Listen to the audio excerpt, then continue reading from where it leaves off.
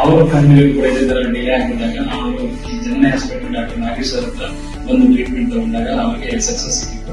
So ಆ ಒಂದು reference ಮೇಲೆ ನಾವು ಕೂಡ ಇಲ್ಲಿ ಬಂದು ಡಾಕ್ಟರ್ ಸರ್ ನಾಗೇಶ್ ಸರ್ನ ಭೇಟಿ ಮಾಡಿದಾಗ ಮತ್ತೆ ಅವರ ಒಂದು ನಾವು ಚಿಕಿತ್ಸೆಯ ಒಂದು ವಿಧಾನ, ಅವರು ನಮ್ಮನ್ನು ಕೇರ್ ಮಾಡೋ ರೀತಿ, ಪೇಷಂಟ್ ನ ಕೇರ್ ಮಾಡೋ ರೀತಿ,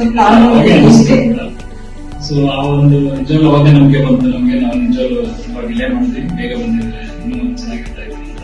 ಸೊ ನಮ್ಗೆ ಅವರ ಟ್ರೀಟ್ಮೆಂಟ್ ಕೂಡ ಖುಷಿ ತಂದಿತ್ತು. ಆ ಟ್ರೀಟ್ಮೆಂಟ್ ಇಂದಾನೆ ನಮ್ಗೆ 2021ರಲ್ಲಿ ಫಸ್ಟ್ ಪ್ರೆಗ್ನೆನ್ಸಿ ಆಯಿತು. ಸೊ ಅದು ನಮ್ಗೆ 2022 ಏಪ್ರಿಲ್ ಅಂದು ಗಂಡು ಮಕ್ಕಳು ಒಳ್ಳೆ ಆರೋಗ್ಯವಾಗಿ ಇದ್ದಾರೆ, ಚೆನ್ನಾಗಿದ್ದಾರೆ. ಸೊ ಇದೆಲ್ಲ ನಮ್ಮ ಡಾಕ್ಟರ್ ನಾಗೇಶ್ ಸರ್ ಒಂದು ಕೊಡುಗೆ ಅಂತಾನೆ ಹೇಳ್ತೀವಿ. ಅವರು ನಮ್ಮ ಜೀವನದಲ್ಲಿ ನಾವು ಕೊಟ್ಟಂತ ಏನು ಅನುಭವಿಸ್ತೀವಿ ಅದನ್ನೆಲ್ಲ ಆ ಕ್ಷಣದಲ್ಲಿ ಮರೆಯಕ್ಕೆ ಕಾರಣಕರ್ತರು ಡಾಕ್ಟರ್ ನಾಗೇಶ್ ಸರ್.